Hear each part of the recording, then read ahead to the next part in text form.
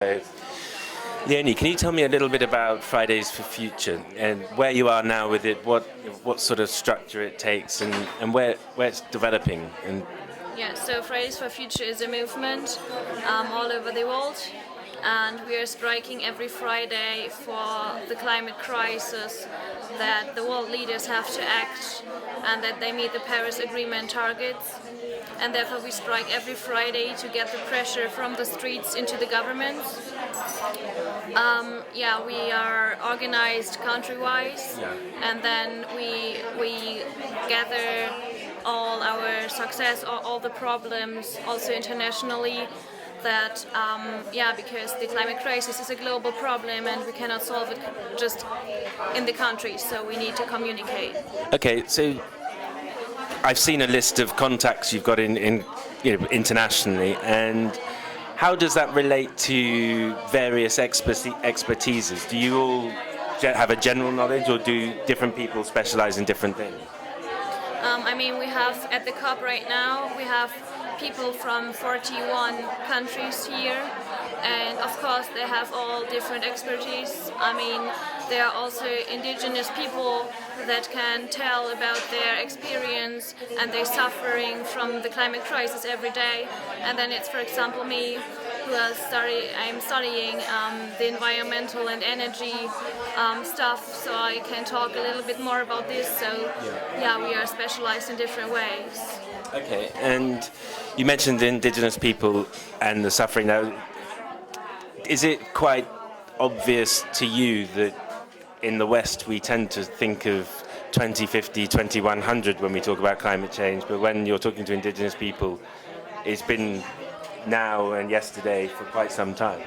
Yeah, I'm talking to them about it, and I also, I'm really sad when I hear these stories, and then I'm back in my country, and people are like, oh yeah, we have still time to solve that climate crisis, but at the same time I am talking to those that have lost their mother and their brother because they have no more food, because, for example, hydroelectric dams are flooding their homes, so they cannot have fish anymore because they are dying and all that kind of stuff.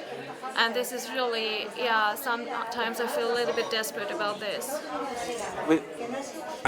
With the whole youth movement that has really, put climate change, I think, on the international newsreels, if you like, you've got the world's attention. So what next? We have the world leaders. They have to understand the climate crisis, and yet it doesn't seem like they do. And then when they finally do, we have to get involved into the decision making. It's not fair that they decide about our future, but we are the ones that have to live with that. And we have to break down the complex science, that everybody can understand that, and everybody can feel the panic I feel every day when I'm thinking about the climate crisis. I see the climate crisis in every aspect of my life, and I think this has to spread around the world. With the COP, a COP is a sort of a strange event, really, because it's to address a crisis. It's a very mixed bag of people. There's all kinds of walks of life. There's presentations left, right and centre, press releases left, right and centre. There's press everywhere. There's reports being released. Is it sufficient? It's not sufficient. As we see, for example, 2015 we decided on the Paris Agreement, but it's been 4 years and the climate crisis is not averted.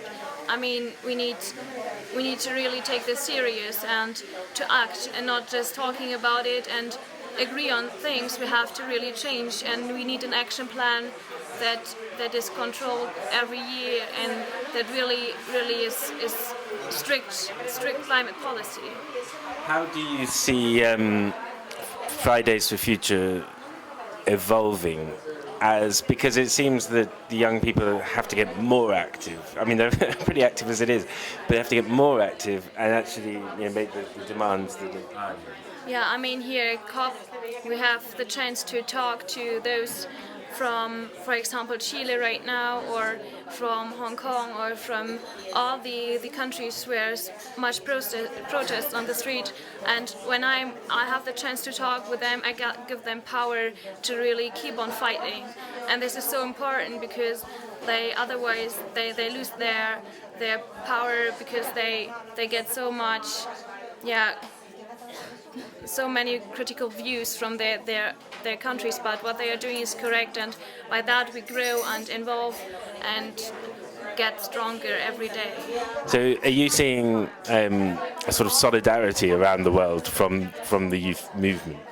Yeah, especially right now at COP, we try to draw attention to Chile again, just because the COP is taking place in Madrid right now.